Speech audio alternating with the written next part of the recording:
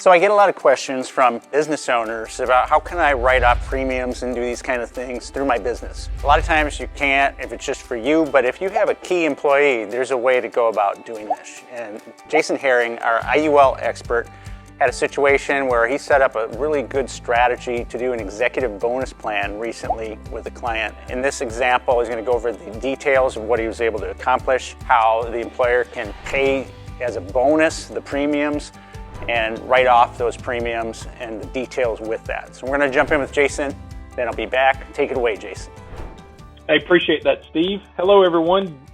Jason Herring here, your IUL specialist here at Insurance and Estates. And today we're going to talk a little bit more about overfunding index universal life contracts for cash value growth to maximize cash value growth, but we're going to do it with a little bit of a different slant and help out our business owners out there that are trying to figure out how do we retain, how do we attract key employees, and how do we keep them at our business and keep them from going elsewhere. And what's nice about when you're looking at what we call here these executive bonus plans, there's also a name for them called Section 162 bonus plans. The Section 162 bonus plan is just straight out of the IRS tax code, and it gives a lot of legitimacy to how these plans work. And really, if you look at Fortune 500 companies, boardrooms all across the country, you'll see these executive bonus plans that are in place. What's nice about using cash value inside of a life insurance policy is that we're working with non-qualified money. And when you're working with non-qualified money, you can discriminate, and it's not a plan that you have to give to every employee. So the whole purpose of overfunding an index universal life insurance contract through an executive bonus arrangement is to reward and retain key employees and give them something outside of just your normal benefit compensation package that will hopefully keep them around, but also maybe provide what we call some golden handcuffs that restrict some things inside that policy to give them more incentive to stick around. So how does an executive bonus arrangement work? Well, I've got a piece pulled up here on the screen that kind of walks through how these policies work. The main thing is when you're looking at this premium bonus here, what happens is a company will actually pay that premium to an insurance company, but it's shown also as income going to the employee. So if you're looking at the steps of how these programs, get implemented, the key employee is identified and selected by the business. The employer pays the bonus as premium to the insurance company. Once the premium comes to the insurance company, the income is tax deductible as bonus for the employer. So the business can receive a tax deduction based off of the additional bonus going to the employee. And of course, the premium is reported as bonus income compensation to the key employee. So the key employee is having to pay taxes on that bonus that they receive. And there are some situations where the employer might want to do what's called a double bonus, and they can assist with out-of-pocket employee costs for that additional bonus that's coming over to them. But at the end of the day, if you're having to pay taxes on, basically a nice bonus, a nice gift that's coming over to you, it's certainly not the end of the world. So what happens with that policy? Well, the life insurance policy is owned by the key employee. The employer pays the premium, gets a tax deduction based off of the additional payroll that it's paying, and the key employee gets to name beneficiaries for that executive bonus life insurance policy. Now, you might be wondering, why would a business want to do this? Because the employee could simply walk away.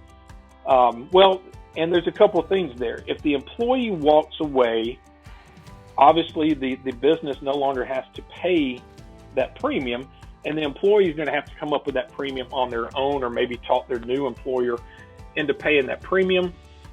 But if the company wanted a little bit more guarantee around, hey, we're going to pay this premium, but we want you to be around for a while, then you can put some endorsements inside that policy, things like what we call golden handcuffs, put some restrictions around when, if, and who can touch the cash value, just to give the business a little bit more security in knowing that they're not paying these premiums and walking away. So very, very attractive type programs for key individuals. And here at Insurance and Estates, we've had the opportunity to do several of these. And I'm going to walk you through one here. I just came in and changed some numbers up a little bit. But what we have here is we had a 45-year-old male came to us a couple of years ago. I think this has been about 2 years now.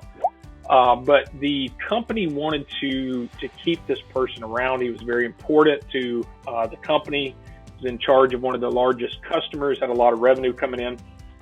So the company decided that they would bonus the employee $40,000 per year for the next 10 years in a way to maximize an overfunded index universal life policy. So you notice here we have a 45-year-old male that received a preferred non-tobacco status. And we designed this policy just like we do with all of our other IULs. And that is with low death benefits to maximize cash value growth. So you can see here a $40,000 10-pay only purchased a death benefit of about $704,000. And what we showed this client was if you do a 10-pay of $40,000, so we have a total outlay over 10 years of $400,000, and then we just leave the policy alone. And based on a 6% rate of return, we start taking loans from the policy from age 66 through age 85. So 20 years of premium, 10 years of premium into the policy, 20 years of distributions coming out of the policy, and look what it does for this client. So we have a total premium outlay of $400,000 based on an average 6% rate of return over the life of the policy. The client should be able to enjoy tax-free loans each year of $77,527, which over a 20-year period, the client will reap over $1.5 million of tax-free retirement income simply because his employer wanted to do something special for him and to acknowledge how important he is to the company by doing that $40,000 per year bonus.